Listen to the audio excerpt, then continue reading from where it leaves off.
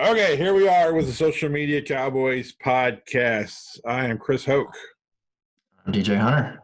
DJ Hunter, it is.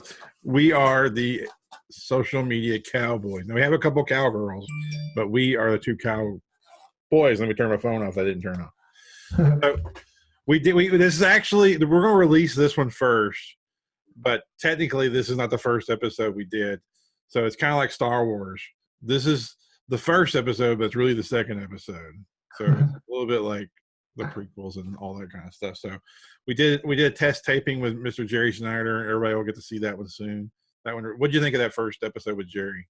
It went well. I thought he did good, but he's used to doing podcasts, so it was easy. What did you think of yourself in your first trial? And they'll see that after this one, so don't give away two spoilers. I don't know. I haven't watched it back, but I think it was okay. That's right. Oh, that's right. I was going to show you a test deal, but we've had issues, and I haven't had. So I don't know. That's right. You haven't seen it. I totally forgot about that. All right. Well, you'll see it soon. You did fine. Right. You did good. You did good. So I figured we'd do this first when we would introduce ourselves. I guess ourselves personally. Well, not personally, but you know what I mean. Like, don't get too in deep, but introduce yourself personally, and then just kind of like introduce the company. So, do you want to introduce yourself first, Mr. Hunter? Sure. Kind of just tell everyone to say kind of like how I got to where we are, but through my path, and then you tell your path or whatever. Yeah. Yeah. So let's see. Where do I start? So I was homeschooled. Went to college at TSTC for digital media design because I thought I was going to create video games and model video games. But then I quickly found out I'd rather play the video games and not make the video games. So what was it about it you hated making them? What was the thing? What made it not using as the 3D fun? modeling software? I can't sit there and just drag the modeler all day long just to do. It takes forever to do Like stuff. keyframing? Yeah, and like where you do for one of the semesters, you had to make a 3D model or whatever, and just to do this one little thing, it was like the whole semester for just this one tiny little deal. And I was like, oh man, so that's what it takes to make all these video games. Now I'm out. I'm good. Right. So I basically passed the class, passed the major and all that stuff just because I was already halfway done. So I was like, whatever, I'll just finish it. We'll go from there. But it ended up doing because I had graphic design stuff with it, and some websites. So I learned the basic website stuff and basic graphic design stuff that I used in the company that I got hired with after TSTC. Went into their marketing department doing, just graphic stuff for papers and paperwork and the website, stuff like that. Just in a cubicle in an office with no windows. So that's where I was every day. I was just locked up in this little room doing but see, now he's in a room with there's a window, I'm sure. Yeah. But now you're locked in a different room, but you're your own man, so it's not as bad. I guess it depends on who your boss is. Do what? I said, I guess the little room it depends more on who your boss is versus the little room itself, I guess. Yes, exactly. And so through that, at that company, the whole marketing, they hired a new marketing manager person. So anytime a new one comes, they usually lay off everybody and bring their own people or whatever. So like coaches. Pretty much.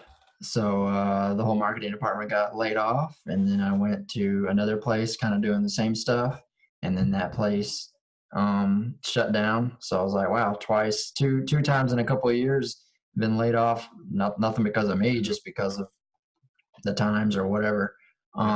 So at that point, I was like, I don't want to work for anybody anymore. What can I do? So I kind of used the stuff that I learned through TSTC, and I was super active in social media myself because I was playing guitar in a band and stuff. I'm doing a lot of promotion for them through social media. So I was like, what can I do?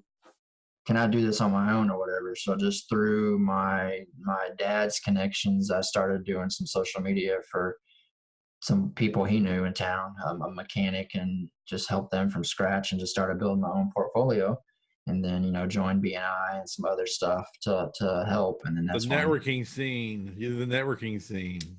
And that's how I met Chris, was through BNI at one of the leadership trainings or whatever in Belton, I think it was, something like that.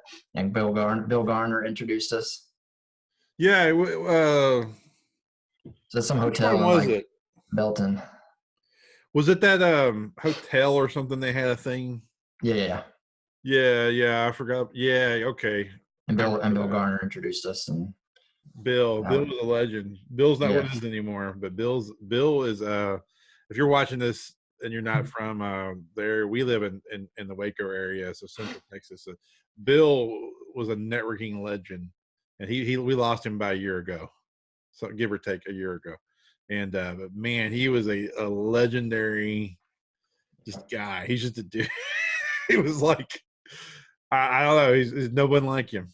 He was nope, just smooth, and everybody loved him. It didn't matter. It didn't matter if you were highfalutin or just a regular Joe. Everybody liked Bill. yep, Everybody liked Bill. yep. Yeah. So So, that's when we met. So that's kind of the story up to that point. but you also did something for that's a little funner to talk about. I don't know how much you want to talk about it, but Yeah, were you or were you not in a rock band? I was. Where were you not? Like, was it the screaming type? Yeah, I was metalcore. I was locally, I guess you could say I was locally famous Yeah, you were here Waco in the famous, Central Texas area. but it's Christian though, right? Yeah, it was a Christian, quote unquote Christian. You know, we didn't go around saying, "Hey, we're a Christian metal band," but what during our Yeah, shows and stuff, we'd be like, "Hey, if you're open to learning more about God or want to know how we have God in our personal lives, come talk to us afterwards." right. So we always left that open for people to do whatever they wanted with it. Now, I'm not bashing it. Don't get me wrong. What I'm about to say, do not construe it as a negative or bashing like that. But I Yeah, always thought it was a little funny or something. It's something that makes me laugh that it's Christian, but yet it's like, because yeah, yeah, yeah, it was a scream like, yeah, type rock, right? yeah, It's like, so it's yep, like, I always picture like Christianity and God to be like very peaceful yeah, and very, but then you guys are like, you know, yep, yep. so that's cool. Yeah, I did that for 9 years and got pretty serious in it, and then it just got to the point where it was like, do I want to make money or do I want to keep doing something that's not making a lot of money? So I went with starting a business and But working. you now look at his office, his home office versus my home office. And I'm gonna see if I can't turn mine a little bit. Look at how mine is just packed with crap, which actually has been pared down. Now look at DJ's and how nice and neat it is. This should tell you everything you need to know about us right there. Yeah. We are yin and yang, I think, but it works. I mean, we get along great. I don't think we've ever Yep. had. I don't think we ever even had an argument really. No. Um, but DJ is homeschooled, a very faith-based person. Never gets really rattled. I mean, just kind of even, just cool, right? Yeah. And then look at me. I got crap everywhere. I'm very easily rattled. So that's a visual image of why we work. Is yin and yang. I think that so I'll go into my deal. So long story short, excuse me. Long story short, I worked for a freight company right out of high school, and my whole I wanted to be a creative. When I was a little kid, I drew. In my teenage years, I wrote. I got to be an older teenager. I wanted to do like movie stuff, kind of like you wanted to make a video game maker. I want to be a movie maker, but there's not a whole lot of chances to make movies in Waco, especially when you grow up in the Yeah. 80s and 90s. So this is well before you can be a filmmaker now anywhere with all the tools, digital editing software and the internet. You can actually do whatever, but that wasn't the case. So I got married and went to work and had kids right out of high school. And at some point, that kind of wasn't enough in terms of career wise. So I started to mess around with filmmaking and whatnot. And I, long story short, I cold turkey quit my job and to pursue a creative career and to make ends meet. Trying to be a filmmaker in Waco, Texas, which right there should tell you everything you need to know. Yeah. I did social media for companies where I would just actually handle. And the funny story is, I actually started. I was going to try and sell websites, but I didn't know anything about it. I was reselling it for somebody else. I didn't know anything about websites, right? And so, but I started doing social media for companies, and one client turned to two, which turned to three. And I, like you, I joined the networking scene and BNI and whatnot. I think um, um, the networking scene is crucial for any business, especially in your first 10 years. Yeah. You know, maybe at some point you reach a point where you can have salespeople or you just go off of reputation or whatever. But, you know, you and I both did the networking scene, which was crucial, especially, you know, a new industry, basically. You know, we basically are a part of a new industry that didn't exist before. So anyway, I started doing social media for these companies, had some success. And then I needed to do SEO. SEO kept getting me on these sales calls that would go with people. They would ask me SEO. I just did social media. I didn't mess with that stuff.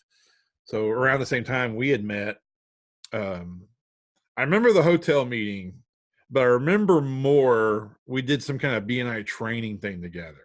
Where we were at that little tiny office, crammed in this little office training. Wasn't it over like on Bosque?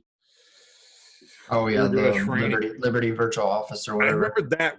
I feel like that was the one where we really like, hey, let's get together and actually go do something together. I think that was like and then after that we did lunch. Yeah. And then basically they said, hey, I need to do SEO, but I don't know what I'm doing. And you were like, yeah, I can do SEO. So I started just subbing it out to you. Yeah. And I think you were making more money off of me than maybe the other stuff. So it was really your idea to go partners.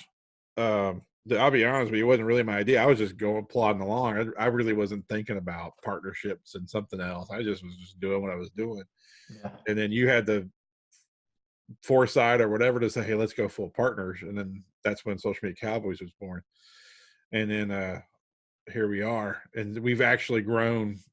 Every year has been better than the year before since you and I have met. Well, it's been that way for me in general, but it's ever since you and I have met, every year has been better than the year before. So, but tell them where you got the name idea from. Social Media Cowboys. The name was you. Yeah. We were trying to figure out what we could do. You know, kind of either sports teams we liked or industries we liked or whatever. But I was thinking, you know, what are people, since we're in Central Texas, what do people in Texas mainly search for online? And it's the Dallas Cowboys. So I was like, well, we got to figure out something where we can piggy off the Dallas Cowboys, not necessarily anything that has to do with their name, but if people are searching for them, you know, they'll stumble across our name or whatever. So that's where we were like, we do social media, so I might as well make it Social Media Cowboys and see where that takes us. So that's helped a lot. If you can figure out something, either if you're a company that's just in, you know, one state or one area or whatever, or if it's a national company, figure out something that people are closely Googling for that could pertain to your name that they'll stumble across. And that's an easy way. That's an easy way to boost your SEO real quick. Right. Now the logo actually was my idea, and I have a big, huge love of Texas. Oh, hopefully my bald spot doesn't blind anybody, but basically the logo comes from my deep abiding love of Texas. And I've had other entities I've worked on before where it was always Alamo. I'm a big Alamo buff, and I would I've read I don't know how many books on Alamo and whatnot. So big Texas history buff, big Texas fan of the Alamo, the Texas flag, all those kind of things just really, really mean a lot to me.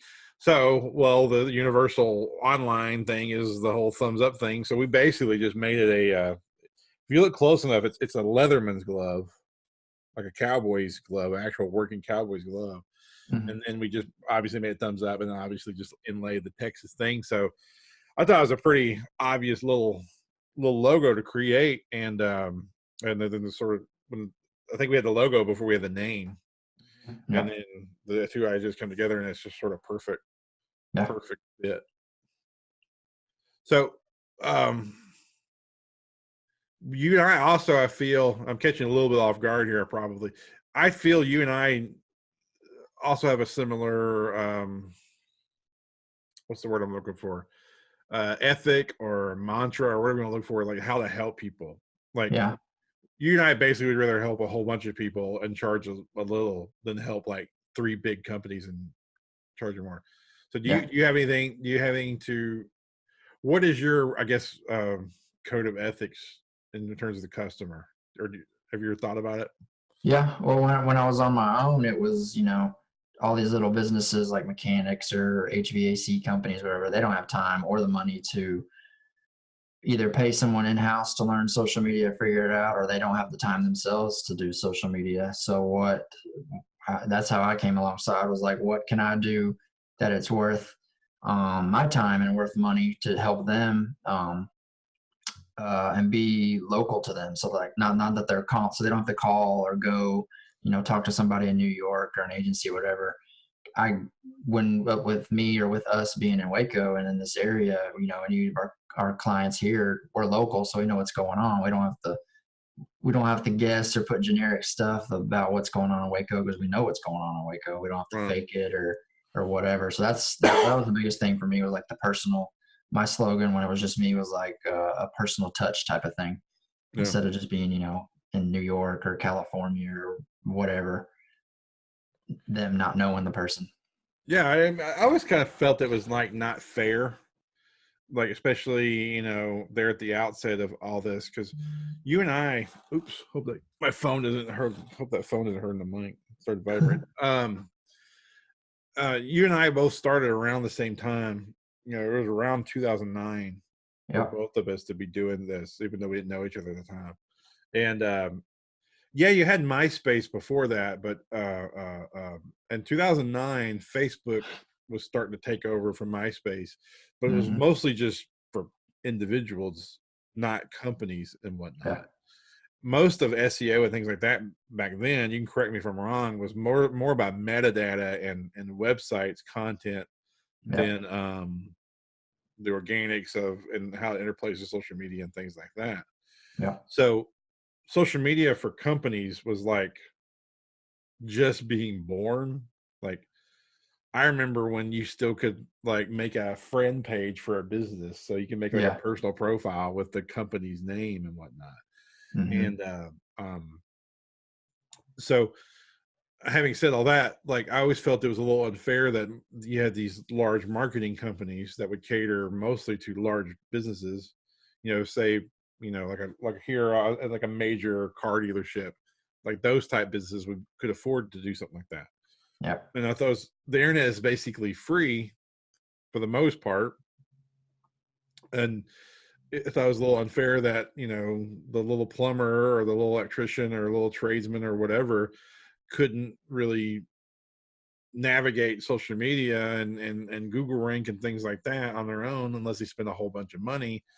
Yeah. Again, like I said, the marketing companies were catering to the larger companies and charge a fortune. So what if you came in and just charged something really reasonable, and it was not going to really you know hurt the budget of the little guy, get enough clients where you can make a living and everybody wins. Hmm. So it was almost like I always feel it was almost like an access issue. You have like all these social justice, Yeah. political hot button issues about access. I always felt it was almost kind of like an access issue. It wasn't fair that the little guy didn't have access Yeah. to these tools. So I would be the guy that would bridge the gap. And then when you came along, it wasn't I anymore, it was we would bridge the gap. Which Yeah. still, in all honesty, that's usually the overriding factor when you and I make a decision is, can a little plumber guy, with one truck afford me still? Yeah. And there's some services that we offer for larger companies that are geared for a larger company, but at the core, it's always, can the little guy afford this? Yeah. And that's what's always kind of like guided us through all these things. So what would be to wrap this up? We've made it about us. We told people our story. Hope people enjoyed hearing our story and know where we're coming from. If I'm a non-client of ours, but I know I need help online with my little business, what's the first, other than call us, what would be the first thing they should do, in your opinion? Other Like than on just their call own, us. Yeah, like on on their their own, own. on What's the their one thing, own. or let me rephrase it. What's the one thing they should do? What's the thing they should know? Maybe that'd be a better question. What's the first thing they should know other than our phone number? I mean, it always comes to me, and this was how it was before. The social media platforms were more business oriented. I mean, Google My Business. Even if you don't know anything about it, like the Google My Business pages. You Yeah. just because that's where anybody goes to leave you, whether you know you have it or not. That's where people are going to go leave a review or look at your phone Right. number or your address. And if you don't have it, or if it's on there and somebody else put it on there and it's the wrong info, then you're missing out on a ton of free advertising. So for me, that is the one thing that everybody needs, whether they use us or not. And that's one of the usually first places we start. And we see it all the time where people have had a third party come in and get Yeah. that ownership, and they only have access to their own thing. Yeah. And we're always like, make sure they have access to it. And then they move locations and it's got the old address and the old phone number and Yeah. all that stuff. And, we that's the first place we always start is get access, make sure the client can control the access, and then Yeah. make sure the information's right and go from there. So that's a really good thing. I think a lot of people, if they want to know where they stand, they should first question ask, do I have control over my own Google My Business presence? Yep. And if the answer is no, you get some help. Yep. That's a good one to Yes. leave on. Yeah. All right. Well, hopefully everybody enjoyed. Any parting words, DJ, before we wrap this up? Sorry about the Titans. Oh God, this was recorded the day after Titans failed. I guess real quick before we go, we should state that you and I are both big football fans. Yeah. And that's because they're going to hear more and more about this because it's pretty integral to our personality. Yeah. So I'm a big. You don't notice all the Boston stuff around my room. Yeah. So I'm a huge. I've got my Oilers Titans stuff. So I was a huge Houston Oilers fan, and when they moved to Tennessee, I stayed with them. And DJ is a big Boston guy. Tell him your Boston thing. Real quick story. Little kid, first sporting event I really was interested in or watched was Yankees Red Sox, and I stuck with the Red Sox. And so it was Boston everything since then. Patriots, Celtics, Bruins, Red Sox, and then the only Texas team I go for is the Longhorns because I was born into it. So yeah, I go for Baylor just because we live in Waco and I can access the games. Yeah. But so I didn't go there, but still. But anyway, yeah, you'll hear more and more about football and stuff like that. And when it comes to baseball and basketball, I don't really follow that. So usually I just say, "Hey, how are your teams doing?" And I just kind of pull for his teams through him. Yep. But yeah, he had to throw a little dig there. I see. All right. Right out of the gate. Okay. Oh, good. Maybe next year. Maybe. Yeah, maybe next year. That's for sure. Maybe next year. Yep. All right. Well, hopefully everybody enjoyed it meeting us, and there'll be more. We're going to do probably. We're trying to go guest oriented, but there'll be some where we're just probably too busy to get guests, and we'll just do it ourselves and talk about more topical issue. So next time you see us, we'll pick an actual topic and just cover it. But we wanted to just get the introductions out of the way. So with that, see you, everybody. Peace.